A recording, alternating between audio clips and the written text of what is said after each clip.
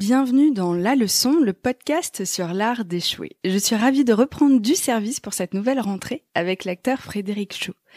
Passé par le Jamel Comedy Club, Frédéric a enchaîné les films avant de connaître un immense carton avec le long métrage Mais qu'est-ce qu'on a fait au bon Dieu ou encore Lucie de Luc Besson. Aujourd'hui, l'acteur a monté sa boîte, créé ses propres projets et vous verrez que ses échecs, ils sont pour quelque chose. Hello Frédéric. Bonjour. Bon, toi et moi, on a eu du mal à se mettre d'accord sur un échec. Ah ouais, lequel, c'est-à-dire? Moi, j'adore cette humilité de dire, ok, là, j'ai plusieurs échecs, viens, on fait le tri, on se dit quel est le plus intéressant à raconter derrière un micro. Mais parce que pour moi, en fait, un échec, c'est pas quelque chose de négatif. Déjà, j'aime pas le mot échec. J'ai plutôt, en fait, envie de définir ça comme une épreuve, en fait, parce que derrière l'échec, pour moi, il y a après, c'est à savoir ce que tu en fais de cette situation que tu définis ou pas comme un échec. Qu'est-ce que tu le fais pour le transformer en quelque chose de positif? Est-ce que tu stagnes avec ça? Ou tu décides en fait d'en tirer des leçons et de transcender ça. Bon bah trop bien. Je pense que j'ai le bon invité, le bon candidat pour l'épisode numéro 1. Alors toi, tu vas nous raconter ce passage entre ta vie précédente, parce que j'ai l'impression que tu as eu plusieurs vies, tu as eu plusieurs métiers. Ouais. Je sais pas si tout le monde le sait, mais t'étais steward. Ouais, j'étais steward chez Air France. En fait, j'ai commencé à 21 ans. À la base, je devais être ingénieur en informatique, mais j'ai fait ces études-là parce que mes parents et mes oncles, mes tantes ont suivi cette voie La sécurité. Et donc j'ai fait ça. Mais ça, voilà, si on me posait la question, jamais de la vie, j'avais envie d'exercer ce métier. Et puis j'avais la chance d'avoir mon cousin qui a 4 ans de plus que moi et qui était ingénieur. Parce qu'il a suivi cette voie et je trouvais que c'était l'homme le plus malheureux de la Terre. Donc, donc je me suis dit mais je vais pas tendre vers ça. Ouais. Et une opportunité s'est présentée à moi, à savoir Air France recherchait en fait des stewards étudiants. Ça c'est un truc de ouf dont on parle pas, mais j'aurais tellement aimé le savoir durant mes études quoi. Eh ben écoute, moi j'ai rencontré quelqu'un et qui m'a parlé de ça pour juillet et août et tu vois.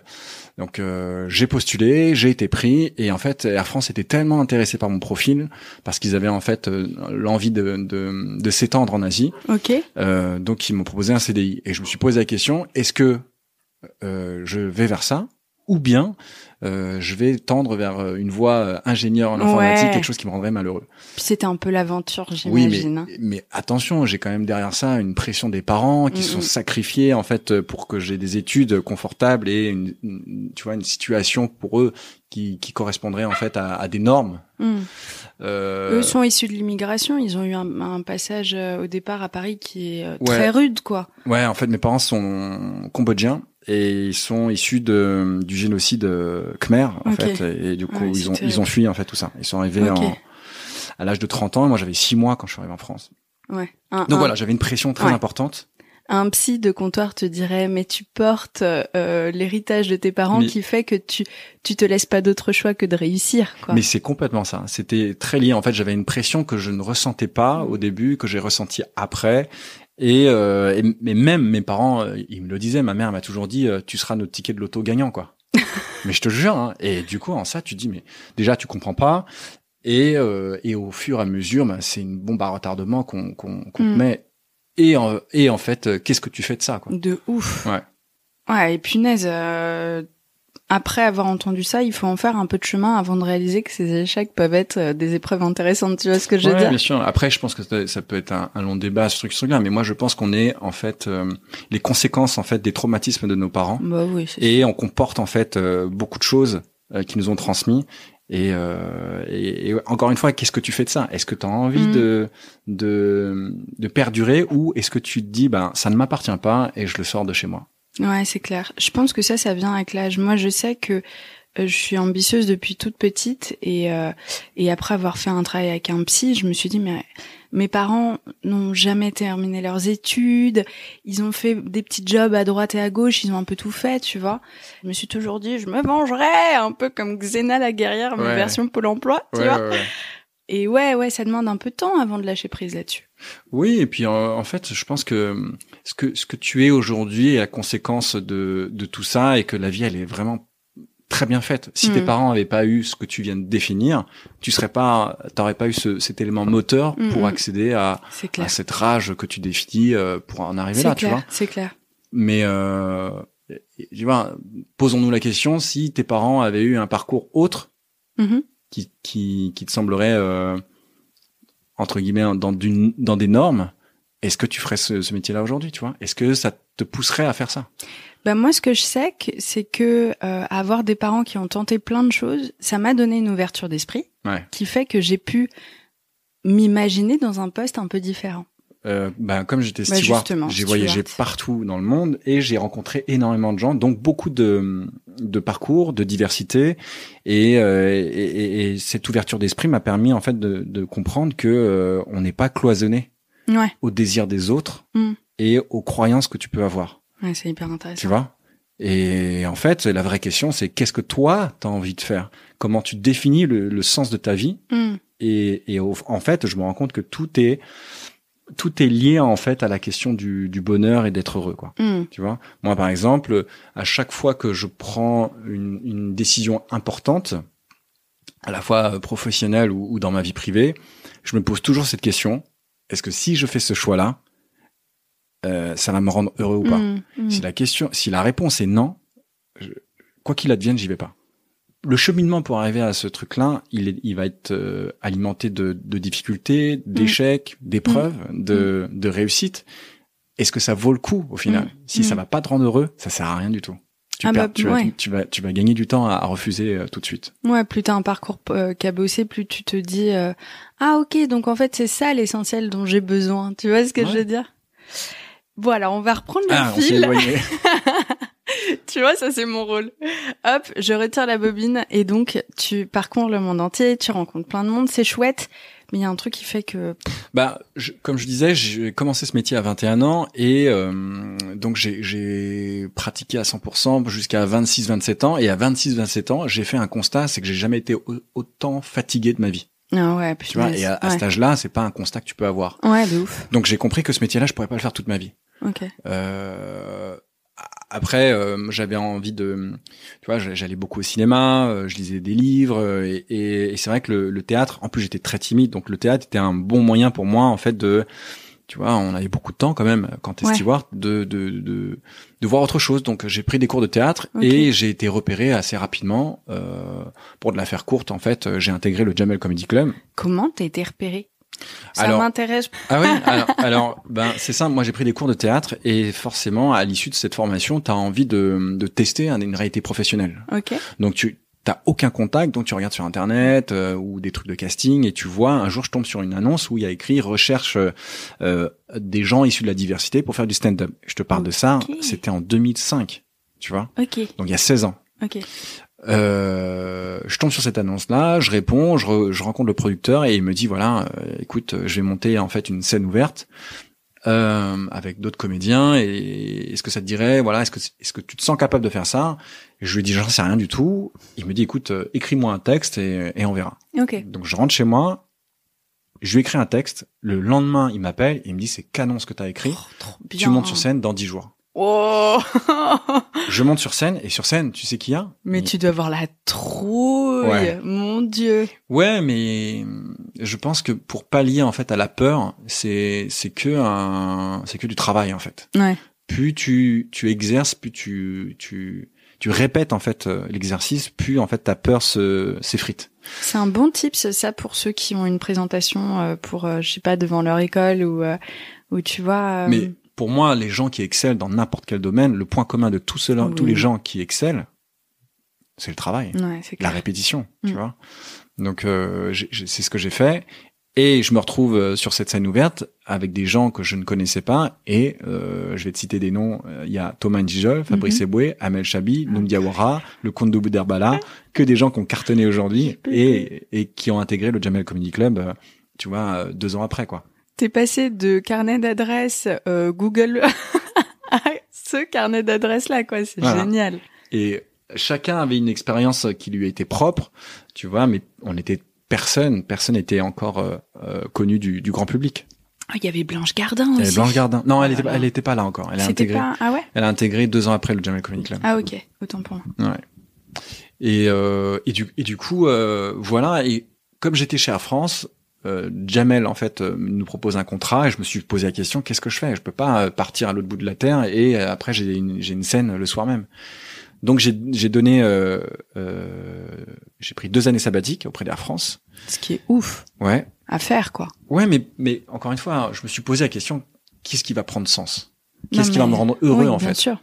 Rester dans ce métier de steward où j'étais extrêmement fatigué ou explorer quelque chose de nouveau, mais qui me faisait vibrer. Et alors, quand tu prends une année sabbatique, on est d'accord, tu touches strictement rien, même pas le RSA? Rien du tout. Aucun avantage. Tous les billets d'avion que j'avais avant, qui étaient à tarif extrêmement réduit, plus rien. Voire gratos si t'amènes des macarons pour le pilote, on vous connaît, hein. Ouais, tu connais les doses, d'accord, ok. J'embrasse ma pote Isabelle qui est hôtesse de l'air chez Air France. D'accord. Bon, bah, ça, c'est fini. Maintenant, faut upgrader. C'est plus des macarons. C'est autre chose. Sinon, bah, voilà. Donc, je fais ça et j'ai la grande surprise tu vois, donc, je prends à bras le corps cette opportunité. Je travaille énormément. J'écris, je pars en répétition. J'écris, je pars en représentation. Et forcément, ben, ce temps-là, tu l'as pas pour la personne qui vit à tes côtés, donc ma compagne de l'époque. Notre relation s'effrite, elle me quitte. Okay. Nous, on avait un appartement en commun qu'on avait acheté, donc elle part. Moi, à côté de ça, je découvre en fait les salaires qu'on a. Je gagne 450 € par mois. La vache. Je tombe en précarité.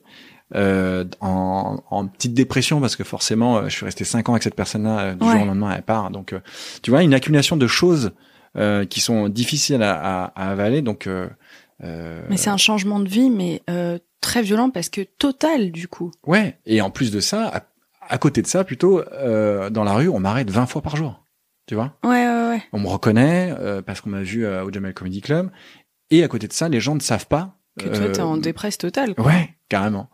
Donc pour moi je le vis comme un échec. Je me dis mais attends, j'ai fait ce choix-là et au final je gagne 450 € par mois, j'ai été largué par ma nana, j'ai un crédit que je dois payer qui est de 700 € alors que je gagne 450, je peux plus écrire dans cet appartement parce que tout me rappelle mon ex. Et je fais le choix de quitter cet appartement, de prendre un appartement en colocation, donc j'ai un loyer et un crédit à payer. Donc, mais comment tu fais? Bah, j'avais un peu d'argent de côté. Ok. Et j'ai galéré, quoi. Et tu vois, j'ai vraiment galéré pendant 6 mois. Et puis on en discutait quand on a préparé l'interview. C'est très très bizarre comme truc quand on t'arrête dans la rue, tout le monde est là, waouh, il cartonne de ouf. Mais toi à l'intérieur, tu sais que tu galères de dingue. Ah bah, oui. Et cette différence entre le beau papier tout brillant du parfum et puis le parfum au milieu qui pue un peu la merde, c'est quand même très bizarre, très déroutant, quoi. Ouais, c'est limite schizophrénique, hein, parce que en fait, tu montes un aspect de toi extérieur que les gens voient ou croient, et à l'intérieur la vérité que tu connais, qui est en fait ce que je viens de citer, tu vois. Et quand t'es sur scène, tu t'éclates, tu te sens comment? Ouais, en fait, c'est pour ça que je te disais, j'ai fait ce choix-là parce que ça prend du sens. Être sur scène, c'est pour moi un moyen d'oublier en fait qui tu es et donc ton quotidien, ton adversité, tes problèmes, et t'embrasses t'embrasses un personnage et tout ce qui va avec, quoi. Tu t'oublies en fait. Okay. Et c'est génial. Mais c'est tellement éphémère. Et c'est ça qui est dingue dans ce métier-là, c'est qu'en fait tu prends des shoots de bonheur ou des shoots de grâce pour moi, tu vois. Et parfois tu te dis mais pourquoi je fais tout ça en fait? Il y a tellement d'à côté d'aspects difficiles pour un shoot de 5 minutes ou 10 minutes, tu vois, ou un spectacle ou un film. Et c'est ça qui est difficile quand tu tournes un film. Sur une journée de tournage, par exemple, ce qui est hyper chouette, c'est le moment entre action et coupé. T'attends. Ouais. Et t'as beaucoup d'attentes. Et c'est très fatigant, quoi, tu vois. Ouais, c'est clair.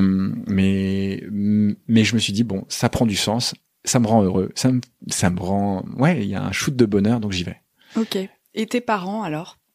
Mes parents, tu sais, c'est des gens qui sont d'une autre culture et qui voient pas, pour eux, je suis leur enfant et moi ça me va. Ils sont pas dans un côté showbiz. Enfin, tu vois, mes parents ils parlent pas très bien français, ils comprennent pas tout. Ce que je veux dire, c'est à l'époque quand tu leur dis papa, maman, je quitte plus ou moins Air France, qui est une grosse boîte qui rassure avec beaucoup d'avantages, une fierté aussi quand même. Je vais intégrer le Jamel Comedy Club. Alors, ne vous inquiétez pas, j'ai plus d'argent pour payer mon prêt, mais ça tombe bien parce que je vais aller dans une coloc. Mais vous inquiétez pas, je gagne 450 € par mois, mais ça va changer, je le sens. Je leur dis pas tout ça. Je leur dis pas tout ça, et en fait, on a plus des relations, tu sais, je viens, tu sais, la culture asiatique, elle a un côté très renfermé, on n'est pas des grands communicants, on se dit pas vraiment les choses, on est très introvertis, tu vois. Donc moi, les relations que j'ai avec mes parents, c'est je viens, je leur demande superficiellement comment ça va, je les aide à faire à manger, on discute de tout et de rien, mais vraiment on survole plein de thématiques, mais vraiment pas en profondeur des choses. Et même si tu essaies d'aller en profondeur, en fait, tu sens que eux ils bottent en touche, ou moi aussi, tu vois. Je vais pas inquiéter mes parents, il y a une certaine pudeur qui est là. Donc il y a une distance, en fait. Bien évidemment, je leur ai pas dit les difficultés que je traversais. J'aurais surtout dit que j'avais envie de faire ça et ça me rendait heureux de faire ça. Et comme n'importe quel parent, comme je suis aujourd'hui, je pense que c'est le plus important pour moi, quoi, et pour eux. Puis tu connais par cœur ton enfant. Tu vois bien quand il est heureux ou qu'il l'est pas. Ou parfois on n'a pas forcément besoin de mots pour ressentir les choses, quoi. Ouais, il y a cet aspect-là, et je pense que mes parents, j'ai même été surpris quand mon père m'a dit, mais écoute, si ça te rend heureux de faire ce truc-là, vas-y, mais par contre, vas-y à fond.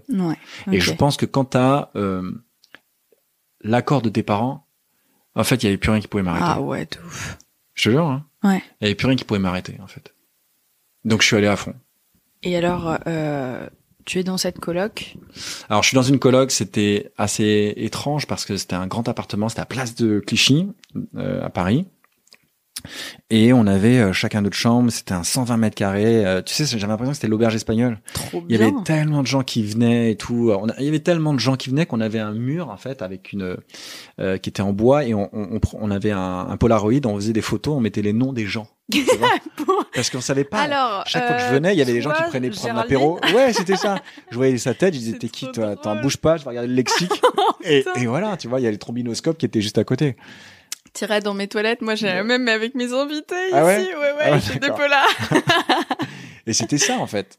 Mais j'avais besoin de ça parce que j'avais besoin de pas flancher devant des gens. Je traversais une période tellement difficile que je devais garder une face, tu vois, face à être stimulé par des rencontres. Et pas être ressassé, en fait, ce que je vis, et me poser la question, est-ce que j'ai bien fait de faire ça? Tu vois?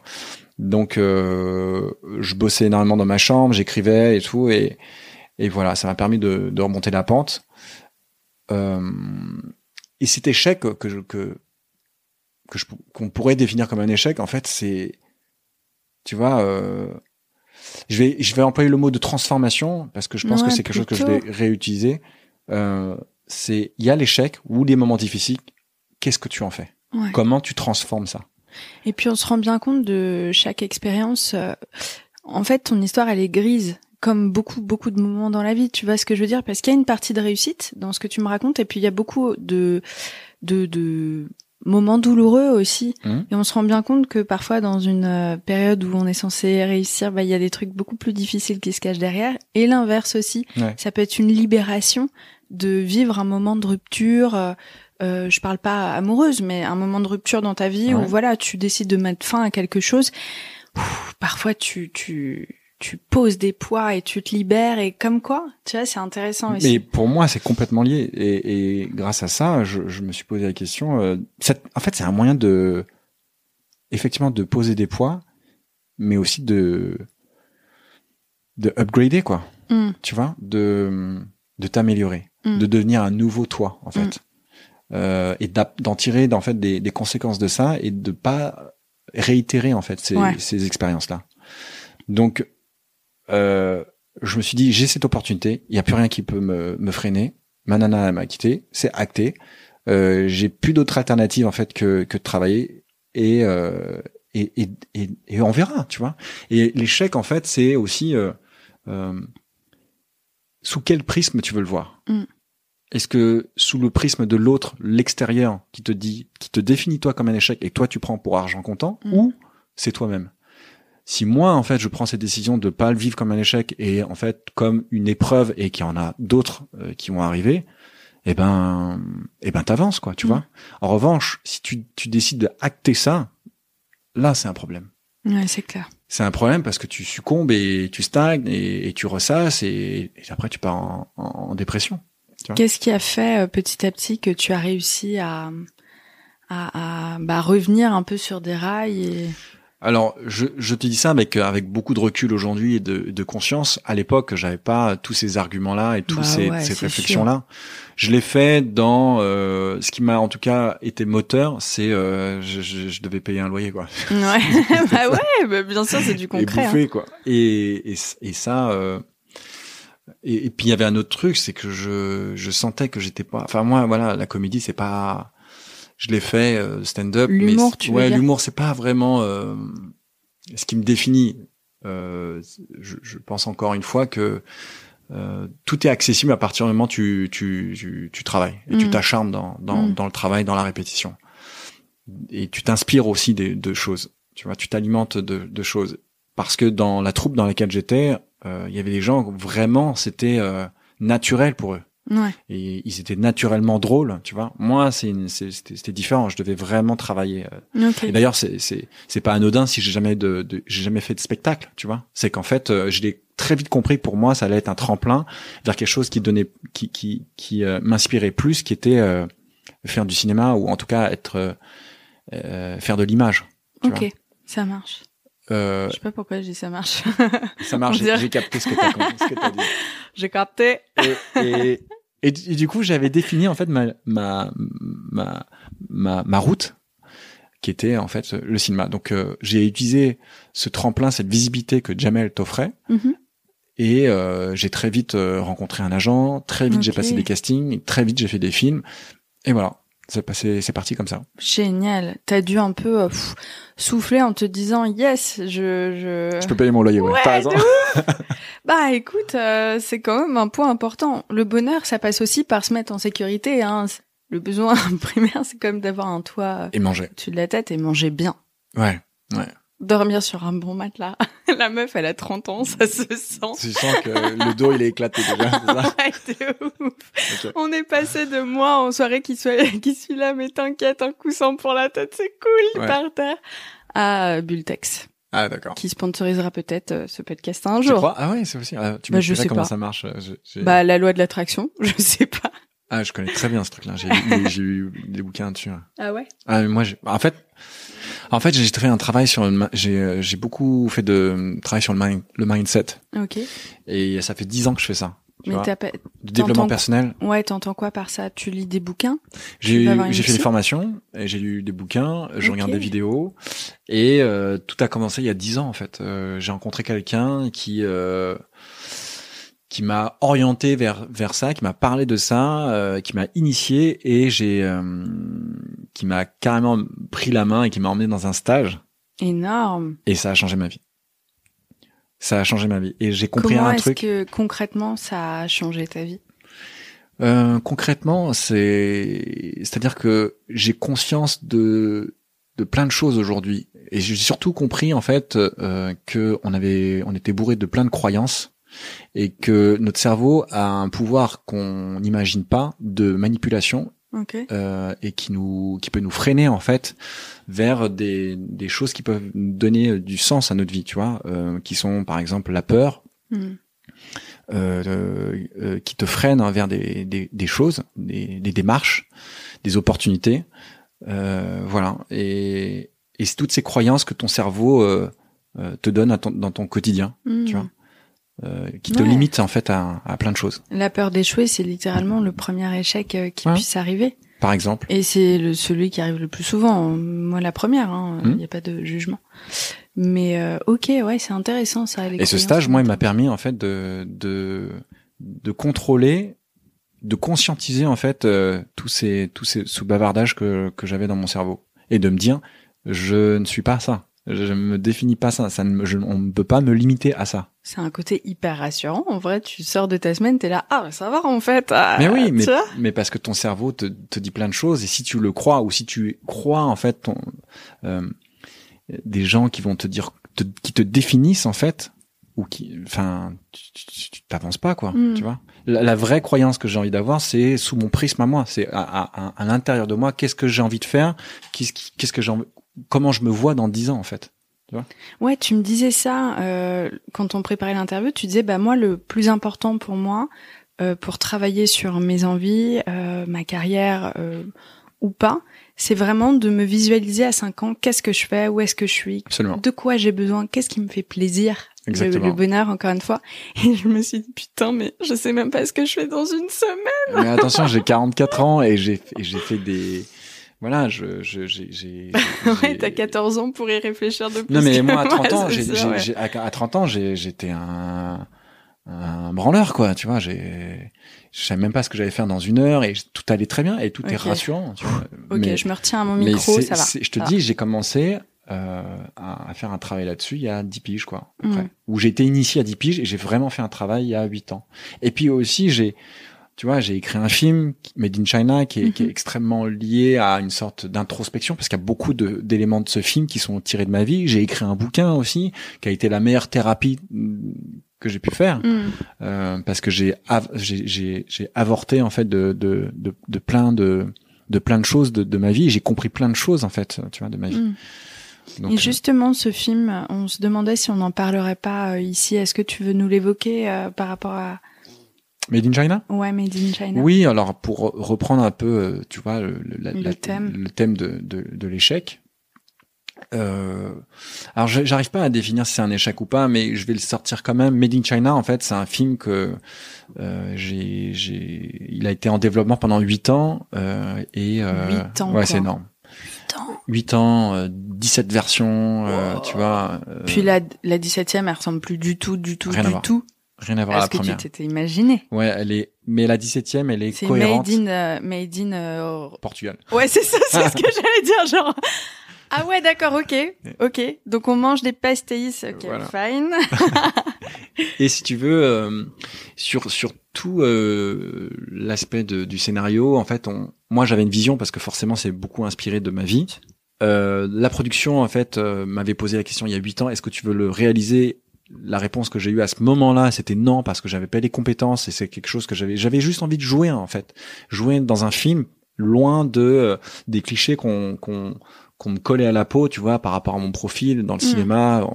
Quand j'ai commencé, on m'appelait beaucoup pour ça.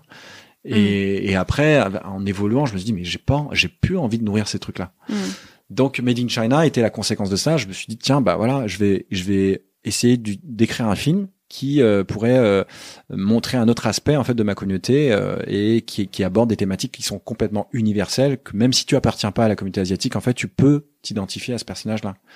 Et si tu veux, la vision que j'avais, au final, et c'est cohérent, parce que ça a été un autre réalisateur qui l'a matérialisé, tu vois.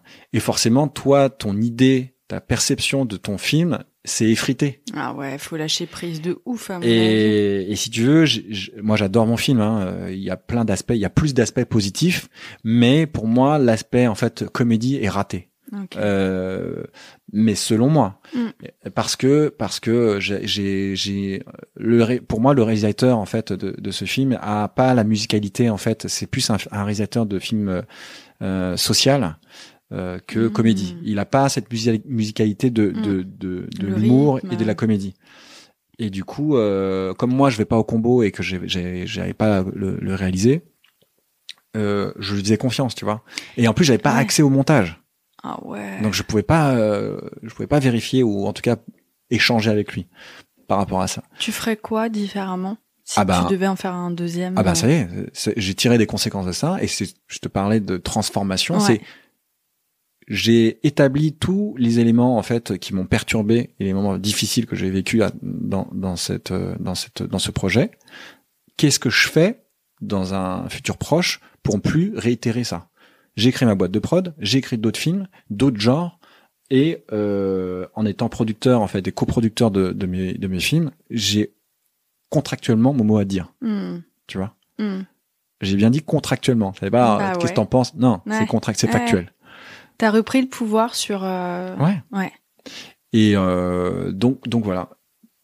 Bah peut-être qu'un premier film, déjà, moi objectivement, je vois ça comme une réussite parce qu'il est sorti. Et quoi qu'il l'advienne, tu vois, il y a ce truc fantastique d'un projet qui est né dans sa tête et qui est sorti. Mais bah je pense que le premier, on tâtonne un peu, on n'a pas forcément confiance en soi, on laisse faire les grandes personnes entre guillemets. Et je comprends aussi qu'on lâche beaucoup trop de lest. Plus qu'on devrait, quoi. Non, mais ce qu'il y a, c'est qu'il y a 8 ans, quand on m'a proposé, est-ce que tu veux le réaliser? J'ai dit non. Mais au fur et à mesure, en fait, t'imagines, 8 ans, c'est énorme. Ouais, Au fur et à mesure, on arrive sur la fin, l'échéance du projet. Ben, j'ai une expérience qui est différente d'il y a 8 ans. Ouais. Et je me sentais de plus en plus capable. Mais, contractuellement, je ne pouvais pas. Mm. C'était signé comme ça. Ok. Et c'est pas grave aujourd'hui. Encore une fois, ce qui est passé. C'est qu'est-ce que tu en fais de ça? Ouais, c'est clair. Et je l'ai transformé en ça. Trop bien. Je note la méthodologie de ok, qu'est-ce qui s'est passé? Fine, ça, je veux plus ça. C'était cool. Tu vois ce que je veux dire? C'est Ouais. assez intéressant. Moi, je suis j'ai un esprit très littéraire. Je pars un peu dans tous les sens. Je bosse beaucoup, mais j'ai pas du tout cette méthode que toi tu as, quoi. Bah, l'ingénieur en informatique. C'est exactement ce que j'allais te dire. Je suis quelqu'un de très structuré et qui a besoin de cette, à tort ou à raison. Moi, c'est ma méthode, mais par exemple, la tienne, j'y arriverai pas parce que ça m'appartient à moi. Bien sûr. Je peux pas Faut gérer adapter. comme ça. Ouais. Mais c'est comme il y a pas de jugement. C'est juste, chacun a sa méthodologie. À partir du moment, en fait, t'arrives à faire ce que t'as envie de faire. C'est ok. Avec le recul, qu'est-ce que tu dirais à ce jeune homme qui est Stuart et qui dit j'ai trop envie de tenter ma chance. Il sait pas encore qu'il va passer par toutes ces épreuves. C'est déroutant parfois de se dire punaise, j'ai dû surmonter tout ça, quoi. Wow, tu vois, c'est un peu vertigineux. Qu'est-ce que tu voudrais lui dire? Tu sais, moi j'ai 2 enfants de 2 et 4 ans et j'ai plus envie en tout cas c'est ce que je ferais. J'ai plus envie de dire à cette personne et à mes enfants, faites-vous confiance. Faites-vous confiance et le but c'est pas la finalité, c'est le cheminement en fait. Et dans ce cheminement là en fait t'apprends énormément de choses. Et ça c'est passionnant. Parce que la finalité, il y en a pas qu'une. Moi j'ai fait mon film et ça s'arrête pas là. J'ai encore plein d'autres trucs qui vont arriver. Mais c'est vrai qu'il y a 10 piges. La page Wikipédia fermée, ouais. tu vois. Wow. Il y a 10 piges, je m'étais dit putain, voilà, j'aurais fait mon film, ça y est, c'est bon, je suis bien. Mais non, en fait, une fois que t'as fini ce truc-là, tu veux autre chose. Bah, de ouf. T'aspires à d'autres choses. La personne que t'es aujourd'hui n'est pas la même qu'il y a 5 ans, et la personne que tu seras dans 5 ans n'est pas la même. Elle aura bougé, tu vois. Donc faites-vous confiance. Et écoutez vos tripes aussi. J'ai l'impression que c'est la grosse partie de ton histoire. Écoutez vos tripes, et je te dis, c'est qu'est-ce qui donne sens à ta vie, qu'est-ce qui va t'inspirer et qu'est-ce qui te rendra heureux.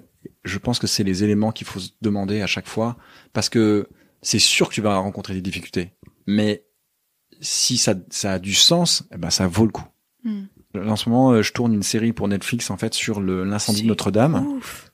Et comme je disais, là je vais développer en fait un film qui me tient à cœur depuis au moins 14 ans. Donc là, Ah ouais. En fait c'est ça. J'ai créé ma boîte. Je me suis dit mais attends, ce projet que j'avais là, où j'étais en train de, à l'époque, me dire oui, mais les gens ils vont penser que ceci. Et en fait je me dis mais qu'est-ce que j'en ai à foutre. Ouais. J'ai envie de le faire, je le fais. Ma boîte de prod elle est faite pour ça, donc je le fais. Et au final, j'ai trouvé un coproducteur que je peux pas citer, mais qui est un gros producteur, et en fait on va développer le film ensemble, et voilà. Génial. Ah ouais, ça c'est un beau projet. J'espère qu'il va se faire en moins de 8 ans, mais je pense que oui, cette fois-ci. Oui, je pense que c'est pas... Et puis contractuellement, tu auras... Mon mot à dire. Et ce sera le mot de la fin. Merci beaucoup Frédéric. Merci à toi.